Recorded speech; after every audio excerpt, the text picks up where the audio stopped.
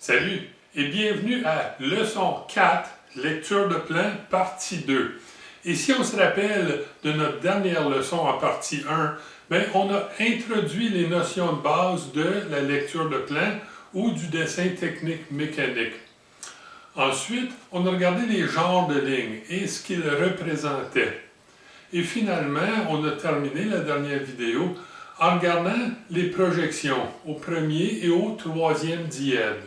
Là, il faut se rappeler qu'on parlait de première et troisième diède parce que dans mon coin de pays, tout se fait au troisième diède.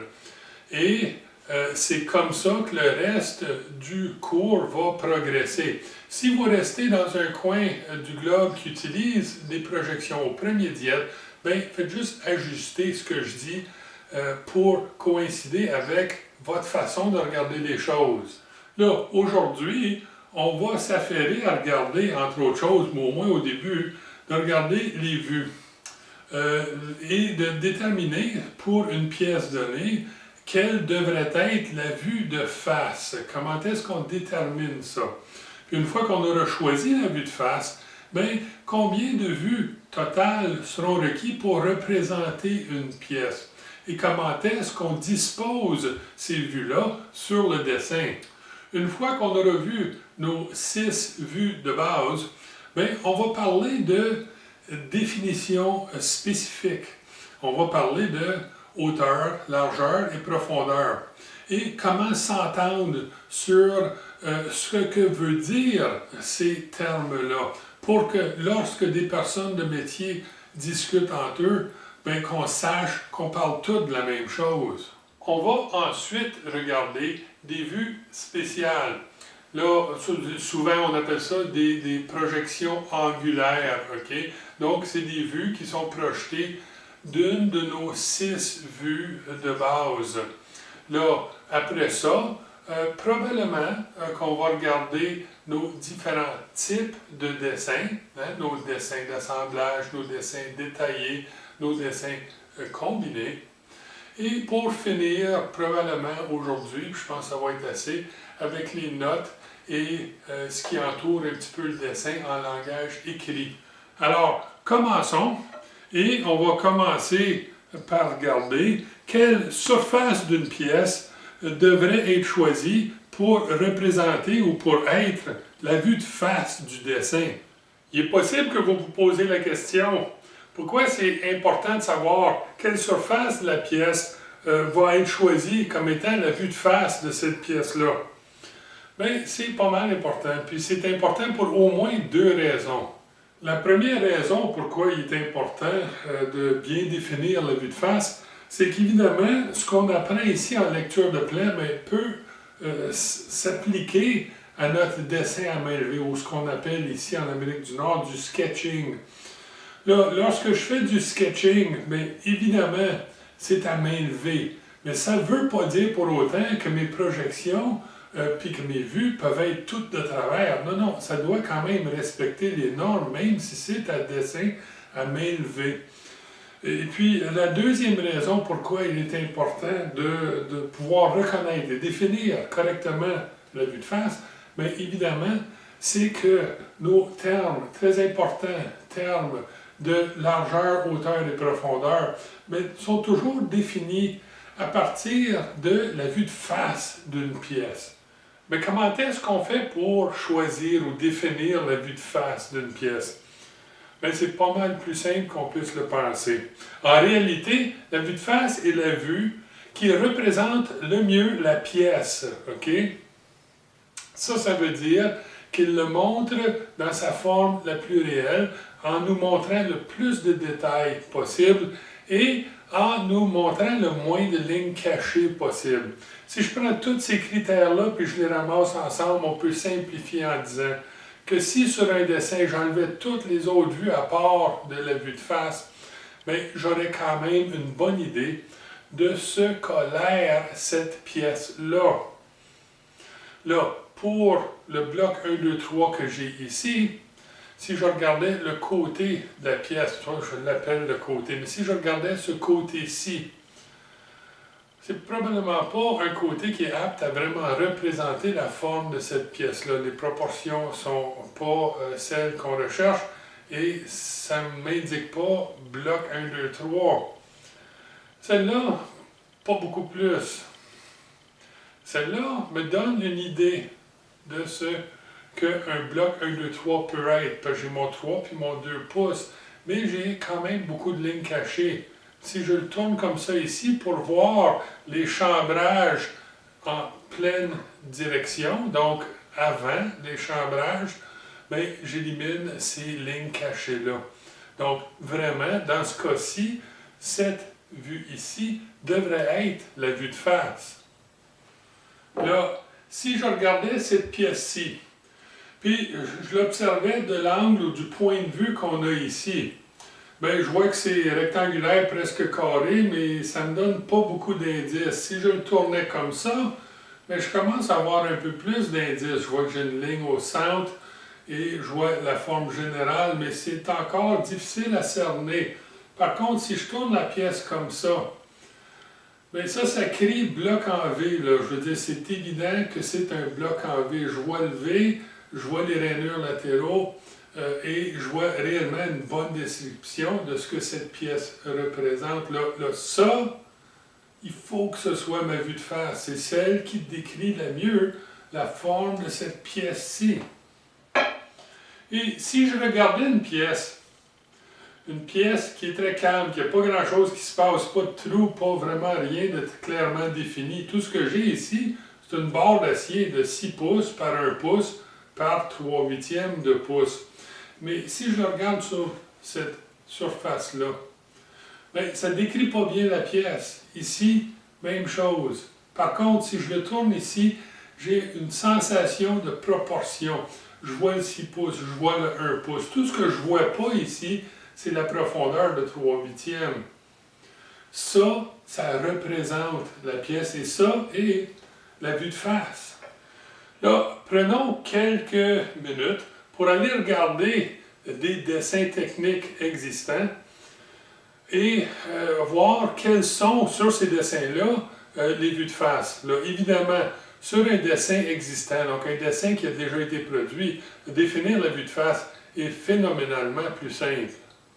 Bien, un dessin a besoin d'une vue de face. Et si on a un dessin à une seule vue, bien, cette vue-là devient de facto la vue de face. Et dans le cas de mon dessin de la jauge à forêt, bien, ceci est ma vue de face. Ce qui justifie que ce dessin ait seulement qu'une vue, bien ça c'est une autre paire de manches qu'on regardera un peu plus tard. Ici, on a un dessin un peu plus complexe à deux vues. C'est le dessin d'un bloc d'établi. Si je regarde cette vue-ci, ben, je peux constater que la pièce est généralement cylindrique de forme. Et je constate dans cette vue-ci que la pièce contient plusieurs trous que je vois comme étant des cercles, leur forme réelle. Et je peux même voir, en quelque part en dessous, en ligne cachée, la forme d'un hexagone. D'après moi, cette vue-ci représente bien ce qu'est un bloc d'établi. Si par contre je regarde cette vue-ci, mais je constate que je vois pas beaucoup de détails et qu'elle ne décrit pas très bien la forme générale de la pièce. Alors, dans ce cas-ci, il est clair que ceci est ma vue de face. Et si ceci est ma vue de face, bien, cette vue-ci est de facto ma vue du dessous, puisqu'on se rappellera qu'on travaille ici en projection au troisième dièdre. Et voici un dessin à trois vues d'une pièce qui n'est pas tellement plus complexe que la précédente, mais qui requiert trois vues pour démontrer tous ces détails clairement. Dans ce cas-ci, il est évident que ceci est ma vue de face. Cette vue décrit la pièce beaucoup mieux que les deux autres vues. Et si ceci est ma vue de face, ben ceci doit être ma vue de droite. Et finalement, ceci est ma vue du dessous. Mais pas juste une vue du dessous ordinaire, c'est également une vue en section. Afin de clarifier ma pensée à propos de la vue du dessous du dernier dessin, prenons quelques minutes pour regarder ce dessin à deux vues d'une barre d'alignement. Bon, sur ce dessin, on a notre vue de face qui représente réellement la forme de la pièce. Et on a notre vue de droite qui nous aide à comprendre certaines particularités, comme le méplat. Mais puisque le trou de centre protégé au bout de la pièce est très petit, on a décidé d'ajouter cette vue de détail pour permettre de voir en un peu plus gros les détails du trou de centre. Mais faites attention, ceci n'est pas une vue du dessous. C'est une vue détaillée. Elle ne fait pas partie de la projection et elle n'est même pas à la même échelle que le reste du dessin. Alors, vue de section, oui. Vue détaillée, oui. Mais vue du dessous, pas du tout.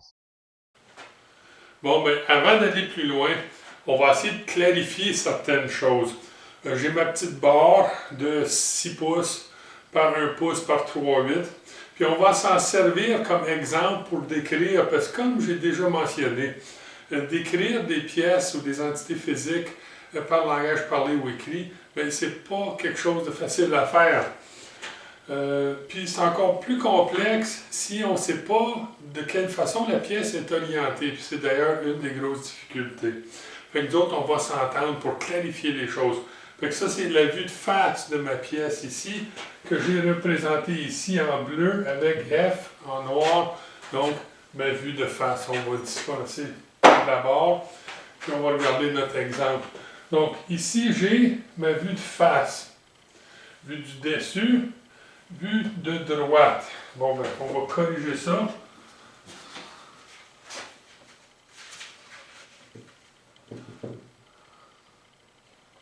Ça, c'était mon écriture pour la version anglaise de la vidéo.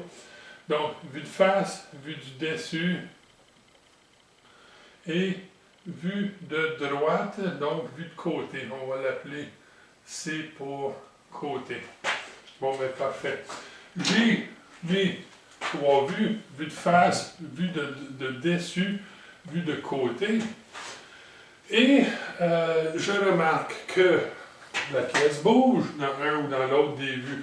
Moi, quand je parle de largeur, hauteur, profondeur, c'est toujours par rapport à la vue de face. C'est pour ça, c'est une des raisons pourquoi il est important de comprendre ce qu'est la vue de face d'une pièce. Bon, mais dans ce cas-ci, ma vue de face, elle est ici. Je vois donc la largeur, la hauteur et la profondeur. Donc, largeur, hauteur, profondeur. Puis encore ici, j'ai oublié de corriger. On va ajuster largeur, hauteur, profondeur. Excusez. Largeur, on va mettre un L, hauteur et profondeur, OK, un P. Bon, on va finir par l'avoir. Donc, largeur, hauteur, profondeur, par rapport à la vue de face. Ça veut dire que dans ma vue du dessus ici, ben, je vois la largeur et la profondeur. Et dans ma vue de droite ici, ou de vue de côté, ben, je vois ma hauteur et ma profondeur. Donc ici, largeur, hauteur, profondeur. Ici, largeur, profondeur. Ici, hauteur, profondeur. Là, on peut se comprendre. Fait que si je discute avec quelqu'un à propos de cette pièce-là, puis je dis que la pièce a 6 pouces de large, la personne sait que c'est 6 pouces de large d'après la disposition de la pièce quand je regarde directement la vue de face de cette pièce-là. Ici, j'ai un exemple ou un petit croquis d'une projection normale, des possibilités de vue dans une projection normale. Et on a ici, ça représente à peu près un bloc 1, 2, 3. C'est à peu près des proportions ici. Donc, vue de face, vue du dessus, vue du dessous, vue de gauche, vue de droite et la vue d'arrière. Donc, 1, 2, 3, 4, 5 et 6 vues possibles projetées. Et encore dans ce cas-ci, on parle là, au troisième dièdre. Bon, la question par contre que ça soulève, c'est qu'on a rarement un dessin avec 6 vues dedans. Et la question qu'on se pose, c'est ça. Combien de vues sont requises sur un dessin? Mais la réponse à cette question-là est peut-être plus simple qu'on puisse le penser. En réalité, la réponse, c'est le plus petit nombre de vues possible. Si on peut voir tous les détails d'une pièce avec une seule vue, ben on n'utilise qu'une seule vue. Si deux vues sont requis, ben on utilise deux, et ainsi de suite. Ce qu'il faut absolument jamais faire, c'est d'ajouter des vues qui ne sont pas requis. Tout ce que ça peut faire, c'est confondre le lecteur et rendre le dessin difficile à déchiffrer. Allons regarder quelques exemples de dessins qui utilisent des projections à une vue, à deux vues et à trois vues. Alors, voici le dessin de notre jauge à forêt. Et c'est un dessin à une vue. On n'a pas besoin d'une vue du dessus ou du dessous ou des côtés, puisque la jauge à forêt est une pièce bidimensionnelle. Bidimensionnel veut dire que la forme de la pièce ne change que dans deux dimensions seulement. Dans ce cas-ci, la largeur et la hauteur changent, mais l'épaisseur est constante à travers toute la pièce. Là, puisque la profondeur de cette pièce ne change jamais, et puisqu'on sait que les vues du dessus, dessous et de côté ne nous montrent de différent que la profondeur, et puisque la vue de face nous montre parfaitement la largeur et la hauteur, ben, il n'y a aucun besoin ici de vue de côté ou de dessus ou de dessous, puisque l'épaisseur ne varie jamais. Une vue de face est tout ce qui est requis, donc un dessin à une vue. Mais si on regarde un peu plus près, on voit qu'on a une vue de détail A. Mais attention, elle ne fait pas partie de la projection.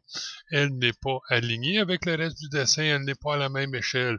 Elle ne sert qu'à nous donner un peu plus d'espace pour la cotation de l'échelle graduée. On a ici un dessin de pièces multiples qui, lorsqu'assemblées, produisent un repéreur linéaire. Les pièces 1, 4 et 5 sont représentées par des dessins à vue unique. C'est comme si on avait trois dessins à vue unique séparés sur la même feuille. Ces pièces ne requièrent pas une deuxième vue puisqu'ils sont cylindriques de forme et si on remarque, toutes les dimensions de hauteur sont indiquées comme étant des diamètres et donc constantes dans la hauteur et dans la profondeur. Donc, je n'ai pas besoin de vue pour montrer la profondeur. Et donc, une vue de face pour chaque pièce est tout ce qui est requis. Par contre, si on regarde la pièce 2, on s'aperçoit qu'à l'extrémité, on a deux méplats qui ont été fraisés. Et ça crée une situation où on doit montrer la profondeur. Donc, dans ce cas-ci, je choisis une vue de face et une vue du dessus pour montrer cette profondeur. Et encore une fois, ça nous donne un petit peu plus d'espace pour la cotation. Ici, on a un dessin à deux vues d'un mandrin conique MT3 à J33. Là, ces mandrins sont assez communs et puisque toutes les dimensions de ces coniques sont normalisées, ben, on n'a pas à affixer beaucoup de cotes sur ce dessin-ci. Par contre, les méplats qui forment le tenon sont difficiles à visualiser. Et c'est pour cette raison qu'on a besoin de la deuxième vue, puisque le reste de la pièce est cylindrique et bidimensionnel, à l'exception du tenon. Ici, on a un dessin à trois vues d'un bloc de montage. Là, on a trois vues, pas parce que la pièce le requiert, mais parce qu'on veut produire un dessin qui est facile à lire. En réalité, tout ce que j'ai besoin ici, c'est une vue de face et une vue du dessous.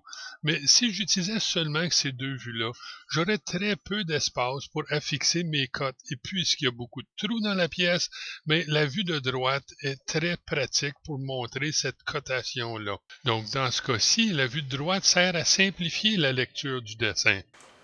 Bon, ben, on commence à avoir une idée de nos lignes qui apparaissent sur les dessins. On commence à comprendre les projections et les vues.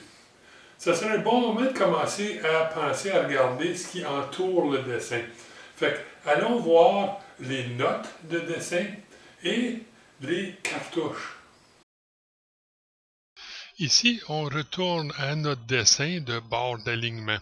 Pas pour regarder le dessin par contre dans ce cas-ci, mais bien pour montrer que sur un dessin, il y a certaines particularités qui n'apparaissent pas sous forme de cotation et qui requièrent parfois qu'on utilise des notes de dessin. Là, les notes de dessin sont là réellement pour indiquer des particularités qui ne peuvent être cotées normalement. Et ça peut vouloir dire des choses telles que le traitement thermique, la méthode débarbage ou même l'état de surface ou les surfaces à usiner. Ou encore, on peut utiliser les notes pour identifier un symbole particulier à un dessin ou à un symbole qui est rarement utilisé en dessin technique et qui pourrait être mal compris. Il est par contre important de se rappeler que ceci est un dessin technique et pas un texte. Donc, les notes, oui, mais on les utilise avec beaucoup de discrétion. On a également sur ce dessin une liste de matériel et la liste est composée premièrement d'un numéro d'item suivi du nom de la pièce spécifique. Ensuite, on a une quantité de pièces requises. C'est important de savoir combien de cette pièce-là qu'il faut produire, puis d'une description. Et la description consiste en les dimensions brutes de la pièce à utiliser pour produire cette pièce et finalement le matériel comme tel à utiliser pour produire la pièce. Et directement en dessous de la liste de matériel, on a la cartouche. Et puis la cartouche, elle est très importante puisqu'elle nous donne l'information comme les tolérances de la pièce, ainsi que tout ce qu'on a besoin pour la gestion du projet, les dates, les noms des personnes responsables, le nom du projet, le nom du dessin, etc. Bon, on a peut-être remarqué en regardant les différents exemples de dessins qu'il y a vraiment différents types de dessins. Et puis c'est vrai qu'il y en a plusieurs genres différents. Par contre, pour nous autres, on va simplifier puis on va dire qu'il y a 3 types de bases de dessins. On a les dessins d'assemblage, on a des dessins détaillés et on a des dessins qui combinent l'assemblage et le détail. On a ici le dessin d'assemblage du projet Marteau. Là, on a besoin d'un dessin d'assemblage ici, puisque le projet Marteau est composé de plusieurs pièces et que le rôle principal d'un dessin d'assemblage, c'est de démontrer comment ces pièces-là s'assembleront. Chaque pièce sur le dessin est identifiée par un ballon qui contient un numéro d'item qui nous renvoie à notre liste de matériel. Les cotes qui apparaissent sur un dessin d'assemblage, s'il y a des cotes, sont des cotes hors tout et ne devraient pas servir à la fabrication des composantes, puisqu'on arrive à ces cotes en additionnant les dimensions de chaque composante qui peuvent avoir des tolérances différentes. En réalité, ces dimensions ne servent qu'à donner une impression de grandeur de l'assemblage. Les dessins d'assemblage sont réellement inutiles s'ils ne sont pas accompagnés d'un dessin détaillé ou de plusieurs dessins détaillés. Ici, on a notre dessin détaillé du projet Marteau. On a seulement un dessin, même si le projet est composé de plusieurs pièces, puisque ces pièces sont simples et on peut les agencer facilement dans un seul dessin. C'est donc un dessin détaillé à pièces multiples. Il est important de noter que ce dessin contient toutes les particularités, les détails et les informations requis pour produire complètement les composantes. Et c'est pour ça qu'on l'appelle un dessin détaillé. Tout ce qui n'est pas sur ce dessin détaillé, c'est la liste de matériel. Et cette liste, elle est sur le dessin d'assemblage. Voici le dessin d'assemblage d'un projet un peu plus complexe. C'est un petit poinçon ématrice pour produire des rondelles d'un quart de pouce. Ce dessin a été produit en projection isométrique, juste pour clarifier les choses. Et j'ai inclus 2 des 8 dessins détaillés du projet, juste pour qu'on puisse voir à quoi ressemble un dessin détaillé de pièces uniques. Certains projets sont assez petits et simples pour pouvoir regrouper sur un seul et même dessin le dessin d'assemblage et les dessins détaillés. Et c'est le cas pour ce dessin d'un repéreur linéaire. Dans ce cas-là, on les appelle des dessins combinés. Et finalement, lorsque le projet n'est composé que d'une seule pièce, ben, on peut inclure à ce moment-là la liste de matériel au dessin détaillé. Bon, ben, nous voilà déjà à la fin de cette deuxième partie de notre vidéo sur la lecture de plans. Là, dans notre prochaine vidéo, donc la partie 3, on va regarder quelques vues spéciaux et on va regarder des dispositions, la disposition d'un dessin. Et plus important encore, là, ben, on va regarder la cotation ou comment fixer des dimensions sur ces dessins-là. Mais avant de terminer cette vidéo-ci, j'aimerais vous envoyer un très gros merci. Un gros merci parce qu'aujourd'hui, ben, c'est une journée spéciale. C'est Noël aujourd'hui et en ce 25 décembre 2014, dans les petites heures de la matinée, et aussi incroyable que ça puisse sembler, ben, c'est aujourd'hui que j'ai eu mon 1 millionième visionnement. 1 million de visionnements. C'est difficile pour moi de m'imaginer l'ampleur de ce chiffre-là. Et ça me donne beaucoup d'espoir pour l'avenir, parce que je sais qu'en dehors là, partout au monde, il y a des milliers et des milliers de personnes qui sont intéressées à apprendre ce métier-ci. Et qu'il y a beaucoup de personnes qui font ce que je fais à leur façon et qui le font très bien. Je pense à Tom Lipton, puis à Keith Fenner, à Double Boost. Et puis je pense à Colin, à Comp Edge X, à Tom's Techniques, etc., etc., A-Bomb. Oui, tous des gars qui ont des sites où ils veulent partager leurs connaissances et qui font un très beau travail. Il y en a beaucoup de ces sites-là, mais ça m'encourage. Et puis ça me rend heureux de savoir que je fais un peu partie de ce groupe-là. C'est un honneur. Là, je veux dire un gros merci à tout le monde. Puis c'est important de noter que le million de visionnements que je présente ou que j'ai reçu aujourd'hui, ben, ça combine mon site français, mes vidéos en français et mes vidéos en anglais.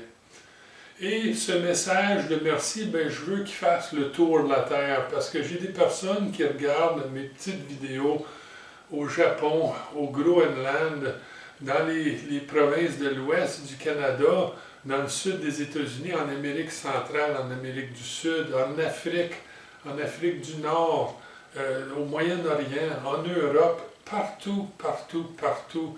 Il y a du monde qui regarde mes vidéos, soit en anglais, soit en français. Et ça m'émeut énormément et ça me touche. Je veux dire, c'est quelque chose d'excessivement gratifiant de savoir qu'il y a tant de monde qui apprécie ce que je fais. Donc, merci à vous tous. Et en cette saison des fêtes, pour moi, c'est la Noël. Bien, évidemment, dépendant de vos croyances, vous pouvez ou ne pouvez pas le fêter, c'est bien sûr, mais je peux quand même vous souhaiter une joyeuse période des fêtes, avec beaucoup d'amour et avec beaucoup d'agrément. Et à tout le monde, je souhaite bon usinage.